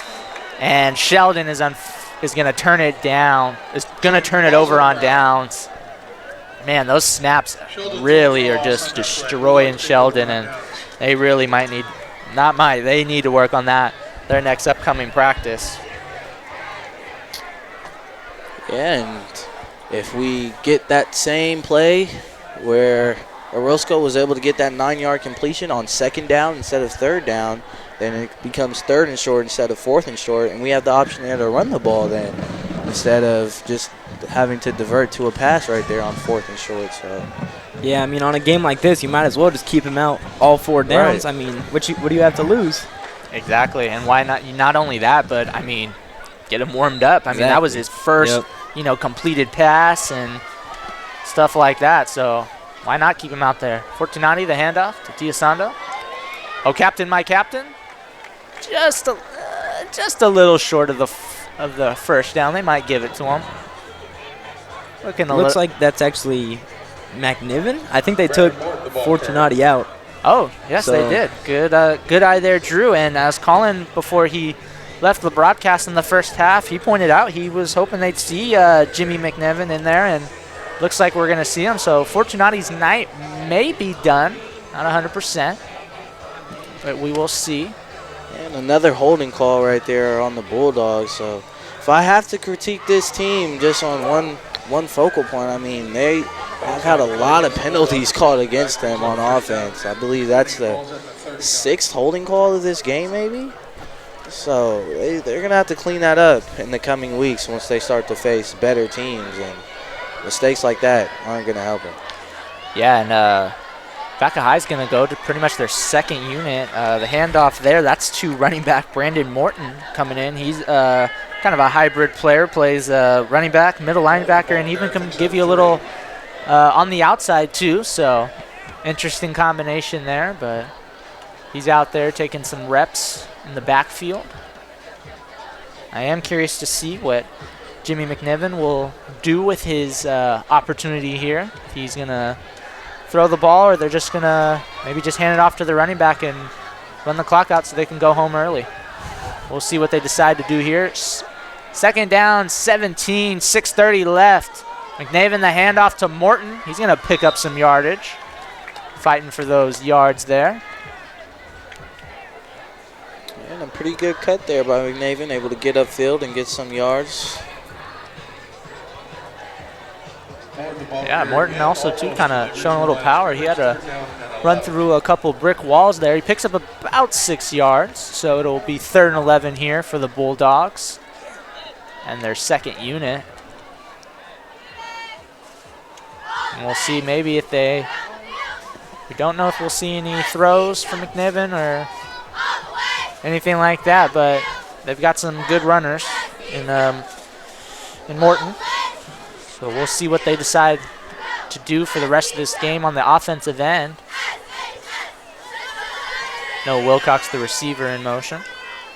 He's getting moved around a little bit. Smart timeout there by Vacaville, just making sure everyone's on the same page before this 3rd and long right here.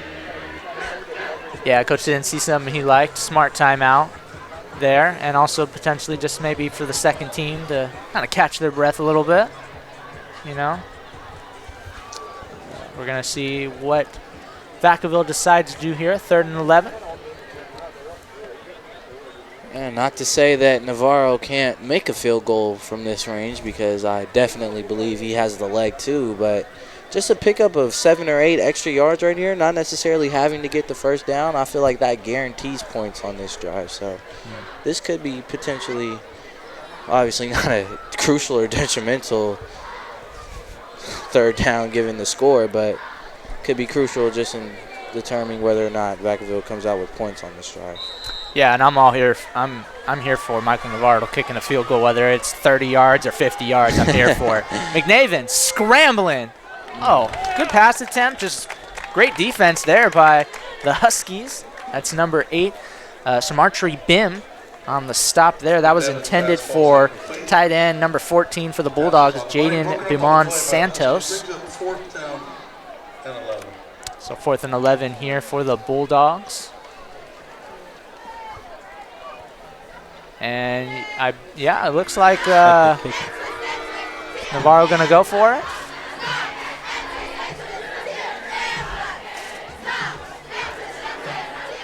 Yeah, Navarro's gonna go for the field goal here. About the, I would say about the 38-yard line. Almost a 40-yarder. Just on the cusp. See if Navarro can put some more points on the board. He's been doing it all night, but this time he has the opportunity to add some more.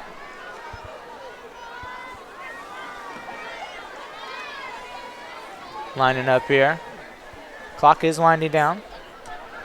About to be the 4-minute mark here in this one. Navarro, the kick, just a little short. Kind of surprising, but hey, you know what? Things happen. It's all good. He's even I saw him kind of put his head down. He's beating himself up a little bit there, but it's all good. You got a comfortable league. It's not like the game's on the line. Shake it off. Yeah, and then, like I was saying, though, just pick up 7 or 8 yards right there on that 3rd down, and that kick would have made it from, that distance right there. So, fortunately, they weren't able to, and weren't able to come out with points on that drive. Yeah, I think those extra 7 yards, I think Navarro, that's practically automatic if they have those extra yards. Nonetheless, Huskies will take over on downs, and hey, look at that. They're starting to pass the ball a little bit. I like that. James Camara this time, instead of running, he's doing a little pass catching. So that'll get number 15 for the Huskies some confidence there. Their QB, Orozco. Good to see there for him and his receivers. Camara's going to pick up a gain of 5 there. It'll be 2nd and 5, and right back to the pass. Bulldogs were coming in hot, and they get it off. All right. Would you look at that, a first down. Got that first down. Nice job. Demira Harden getting in there, getting the catch. And that's only in 2 plays. I mean, you got to think what would have happened if they had passed the ball this whole game. I mean, maybe a different score. We will unfortunately never know, my friend. We will never know. But hey, better start sooner than later. That's my motto I live by. 1st and 10 here as the Huskies get the first down there after switching up the plays here. They're passing, and that's all they're doing. Another one. Not bad there. That was for number 11, Sharon Fong, who's gotten the majority of the catches in the small sample sizes we've seen here from the the pass attack from the Huskies. Yeah, good job right there again from Orozco, recognizing that soft coverage and just able to get it out and get it to his receiver quickly and pick up those crucial 6 yards on first down. 2nd and 4 here for the Husky offense. 2 straight pass attempts and 2 straight completions for Orozco. Let's put him on a bit of a heater, shall we? And yep, he took a shot, but unfortunately there's a flag. Looks like it's in the secondary there. I believe Orozco is 3 for 3 on this drive, or 4 for 4? 3 for 3, yes. 3 for 3. Yeah, 3 for 3. 3 for 3 on this drive. Yeah, hey, keep him going. Put him back. Keep him on that heater if you need to. And that is going to push the Huskies up, and they're going to actually get a first down now and some extra yardage on that penalty. So that'll definitely help out Orozco as well. Sheldon picks up the first down. And you got to kind of have to think and wonder, why are you now going to the pass attack being down 41-0? We probably should have seen this a little sooner. Nice pass by Orozco. That's 4 for 4, and that's to Mr. Harden himself. Yeah. What a catch. Good smash concept right there to the short side. Just a combination from your Dubs receivers right there. Outside with the curl, your inside, your slot guys got the corner, and Orozco was able to really read that outside defender, saw him sit on that curl route, and just went over the top and hit the corner for a good pickup and a Husky first down. Yeah, the passing attack is coming alive. Unfortunately, it may be a little too late as the third quarter's just about to wind down here. We do have a whole nother quarter of play. Orozco scrambling around, but Vaca High's defenders coming in. And that's going to be number 11, Noah Siosi, on that one, picking up the tackle. As that is going to take us to the fourth quarter, 41-0. The Sheldon Husky pass attack coming alive a little bit, but unfortunately, it probably is too late as we're going to go into the fourth quarter. Gentlemen, real quick, what can we see going in this fourth quarter from Sheldon? I love what they're doing in this third quarter. They may not have scored, but we're seeing the passing, and, I'm hoping they stick with it. Yeah, just expand on your point, Drew. You're right. The passing game is working. They've picked up 2 first downs thus far, and Orozco's really been able to get the ball out quick to his receivers out in the flats, picking up sustainable yards, and look for them to try and go to some double moves maybe a hitch and go here. You've got the outside corners, hit them a few times on the hitch routes and on the curl routes, so look for them to go over the top. Yeah, I wouldn't mind too, especially on that last play before the flag was thrown in the secondary. Orozco kind of showing off the arm. I wouldn't mind seeing him take a shot deep at some point. I truly hope he does, to really kind of see what his true arm strength is. But if not, just keep doing what you're doing, and hey, don't let it be a blowout. Put some points on the board and show you gotta. You're not a run-first offense. You can score through the pass attack, but you got to show that and show that with some points. Yeah, so seeing this spread offense have success and having them pick up first downs by passing the ball, it really raises the question as to why didn't we try this earlier? I couldn't have. You know what, Miles? You're absolutely right. Why didn't they try this earlier? That'll be the looming question. That'll probably be over their heads after this game. Nonetheless, the fourth quarter is starting now, and Orozco is taking a pass and completing another one. Guess who? Harden once more. So it's building up a little chemistry there with one of his receivers, but still on a heater. 6 of 6 currently. Hasn't missed a pass in what seems like quite a while, and let's see if he can go for lucky number 7. And I really like that concept, and I'm a huge fan of the bunch formation there. They were able to get good spacing with their receivers and create some open windows for Orozco to throw into. Third down now coming, and Orozco just a little ahead of his targeted receiver. That's Sharon Pham. Not able to come up with that one. It'll be 4th and 7. So again, another good design right there by the Huskies. They got the slant route open there by getting that slot defender right there out into the flats by running the bubble. So it's, again, creating another throwing lane for Orozco to throw into. Just that time wasn't able to punch in and capitalize. And we do have a timeout on the field here, as the Husky offense was going to stay out there for 4th and 7. But I believe the coach saw something he didn't like, and potentially giving them a little bit of a breather too. Orozco, the last few drives, I mean, that was his first miss in 6-7 drives. I mean, 6-7 attempts. So far, so good. Again, Miles, where was this in the first half? I mean, yeah, we saw him warming up for 3 quarters, and to be honest, I saw him throwing, and I was mildly impressed, and raised the question as to why he wasn't in the game and why we weren't trying him out there. But he's doing well so far. Yeah, in the short span, I mean, he's looked quite impressive. I mean, like you just said, he was warming up on the sideline for 3 quarters, and his throws really looked good. So, question of concern will come with this offense. Nice little catch there. And, almost a fumble, but not. And, again, Roscoe and Hardin just have that chemistry going right now, and they're hooking up on just about every play. And that's going to get the Huskies a first down, and they are in some scoring position here. So we'll see if they could make the most out of their opportunity, put some points on the board, and not get shut out tonight. Lamar Robinson on the stop. Yeah, I'm really liking these reads that Orozco is making. I mean, I'm really feeling like he's making the right play every single time. And for just a junior, he's got a good. Oh, man, those bad snaps are really just killing Sheldon. They got to work on that. That's got to be a main thing they work on in practice for sure. It's a loss of about 5 for the Huskies, second down. Yeah, and just outside the red zone here, look for Sheldon to go to some double moves, maybe a hitch and go, and try to take a shot at the end zone right here on 2nd and 15. Hey, why not? You don't really have too much to lose here. Why not take a shot, take a chance? You never know what could happen. And just on top of it, too, not even for this game, I mean, it'll just build momentum for him. Oh, he took a shot.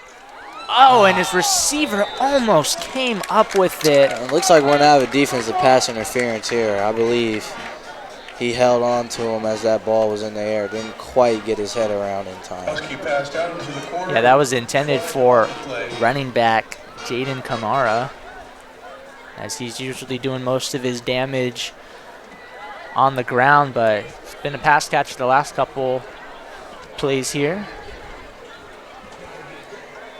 And yep, Miles, good call, as that's going to move up the Huskies, and now they're even closer to that end zone now. Let's see if they could complete it here. They got a fresh new set of downs. You mess up here, hey, you got 2 more chances at the most. Or if they decide to go for it on 4th down like they've been going, I mean, you got, use all 4 sets of your downs. Why not? 8:53 left in this one. Orozco looking. Oh, another flag, though. I was going to say it hit Hardin right in the chest. Bulldogs break up that pass. Another good concept right there, lining up in the bunch, and had a little switch release action right there. Number 11, that is Karan Pham, with the switch release from the inside from the 3 position in the bunch, and he got open on that corner, but Orozco elected to take a shot at the 2 right there who ran the slant, but look for him to go right back to that play, because the Bulldogs were definitely a little confused and didn't quite know who to pick up there. Clock is still ticking here. Orozco's got another new set of downs, and he's looking for the end zone. There you go, and he got it. Touchdown, Sheldon. Yeah, so the same exact play where they lined up in the bunch, and I just called it out. Number 11, Karan Pham, same switch release action, got open on the corner on the previous play, went right back to it, and Orozco took advantage of it. Nice pass by Orozco, but, I mean, what a catch by Pham. I mean, that was just nice control and everything, and was able to still stay in bounds. Unfortunately, a little too late, but, hey, you know what? A nice little confidence booster for the offense, and now maybe going into next game, won't rely so heavily on the run. We won't, no more Wildcat as much. You got to let your quarterback have confidence here. It looks like they're going for 2, so I like that. I like that idea. I was just getting ready to say, speaking of confidence, going for 2 and coming up with it. Oh, wait. Are they going to give it to him? Oh, I don't know. Vacaville saying he dropped it. It came out at the very end. Are they going to? I think the referees might talk about it. I'm not too sure. I thought he had full possession. I think that should have counted. Oh, no, I guess not. Interesting. Oh, well. Hey, you know what, though? That's still a good sign of offense to put some points on the board, not get blown out, and, pass attacks look great. Yeah, Blake, and it's not that I'm not a fan of the Wildcat. Every offensive play caller, you have your script going into the game and what you think is going to work, but it's a game of adjustments, right? And once you see that something's not working, you just can't be stubborn as an offensive play caller to keep calling the same exact thing as much as you want it to work. If it's not working, you got to switch it up and look for other resorts and routes to go to, throughout the game. Yeah, Miles, I couldn't agree more. I think the Wildcat is one of the most fascinating, fun plays in football. I was always using it on the Madden games, but, if something is truly not working, I agree. You need to switch it up and make those adjustments. But, hey, you know what? Nothing wrong with having the Wildcat, in your playbook. It really can do wonders for you if done right, and the defense isn't as good as Vaca High's, really, as you pointed out earlier, Miles, elite defense, and I do emphasize elite because they are showing that tonight. 5:21 left in this game, the fourth. It is 41-6. Sheldon did score, but they were unsuccessful on the 2-point conversion. I like the aggressiveness there, going for that 2-point conversion, but nonetheless, no longer a shutout. And we'll see what Vaca High's second unit does here. McNaven, a handoff to right there. Yeah, great yards. Brandon Morton, ball carrier. Morton showing off a little bit of his wheels on the second stringers here. I've been really impressed by this Bulldogs O-line. I'm not sure, but I'm not sure if I've seen a sack all game. So, that and, this running back, he's getting a lot of yards. It's because of this O-line. So, he's getting the blocks, and, just like that, that's how he does it. Yeah, and to your point, Drew, anytime where it's a 15-yard gain and your offensive linemen are 10, 12 yards down the field, that means you're getting a lot of push right there from that front unit. So, running backs just been able to follow their blocks and just run right through those wide open holes. Yeah, and to your point, guys, the O-line has been great for Vacaville as Morton got another first down. He did kind of come off the sidelines a little quickly, so hopefully there's no injuries there to him. We do hope he's okay. Right now, Trevor Abramskins, I'm so sorry, I definitely butchered that name, but he's in at running back right now, and he's going to pick up a few. He's an interesting one. He plays running back, but on the defensive end, he's a middle linebacker. So probably one of their power backs. And Vaca High has always kind of had some sort of power back, whether it was their workhorse or, another guy coming in there. They do like to always have at least one or two guys that could really punish and carry guys down the field in the backfield. And a lot of staring from McNaven to that Bulldog sideline. Maybe making some reads and adjustments. Handoff again. Pick up of a couple more yards.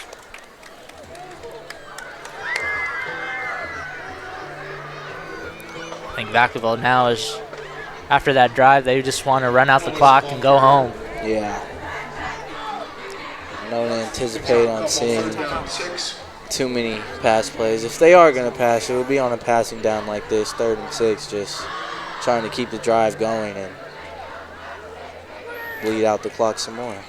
Yeah, I would, not to put anything on the Husky defense, as they actually stuffed the a running back there. But, wouldn't it hurt to let McNaven, attempt a pass or two, even though you do have a pretty comfortable lead. I mean, if it does end up being a pick, it's not going to kill you or anything like that. But, again, I understand and I respect the coach for not, wanting to overdo it and really blow this one out here. So, respect to the coach there, but, it doesn't hurt to get your second stringers some reps. I gotta say, I'm really impressed by this Bulldog culture. I mean, 2 minutes left in a 41-6 game, and the student section is still loud. They're still having fun. So you gotta respect that. Yeah, as someone who I don't know how it is now. Obviously, times have definitely changed as Navarro's punting it away. But when I was going to Wood and even playing against Wood playing against them, they've always just had loyal fans, a good system, good culture. I mean, they just really, they're the definition of, if there was only one team for football in this town, I mean, everybody would start wearing everything. Yep. Bulldogs, you'd see sweatshirts and hats and sweatpants and, stuff like that. There are multiple schools, however, but, I mean, this is definitely a team that defines the school football popular team here. Minute left, one. Huskies potentially looking for one more shot. Briscoe's going to overthrow his receiver there. That was intended in. Yeah, and on that last Husky drive, it was actually fun to watch Orozco, who has pretty good things, has some potential as a passer. So I'm curious to see what he has in store for us this year. Yeah, I don't know how many more games we're going to really cover with the Huskies in general, just because of the teams we cover. But, I really do hope that they can turn it around. He's off right there, off the wheels, showing off his arm late in the game. Man, this is really kind of shocking that he really wasn't doing this early in the game. Yeah, once again, showing some good instincts, recognizing that no one's open downfield, and he's able to tuck it pretty early, run, and get some good yards. And the clock has stopped. There is 9 seconds left. So join us next. We won't have a broadcast for a while. We're going to get a few weeks off. Our next broadcast will be on the 8th of September, and we'll be covering Rodriguez. They'll be playing host to Bethel High School. And our last game, Rodriguez had that real turnaround. They started slow, got, it was a 20-0 blowout in the first quarter. Fight altercation happens, kind of switched the momentum of the game, and then after that, I mean, the Mustangs took off running with it. So we'll see what kind of game they'll play coming up in a few weeks. Again, that is going to be on the 8th of September, a Friday, and it'll be Rodriguez hosting Bethel High School. Yeah, and just to touch on that Rodriguez team, I'm pretty excited to see their matchup with Vacaville High School this year, which I know historically Vacaville High has dominated, but yeah, I think that's going to be, when they play, that is going to be probably one of our better matchups of the year. I mean, potentially for us as a broadcasting unit, that could be our game of the year. And that's going to be it. It is the final. Vacaville's taking this one 41-6. Just an all-around game. Defense was elite. Offense was great. Special teams really came through and did their thing as well. Gentlemen, any final thoughts before we wrap this one up?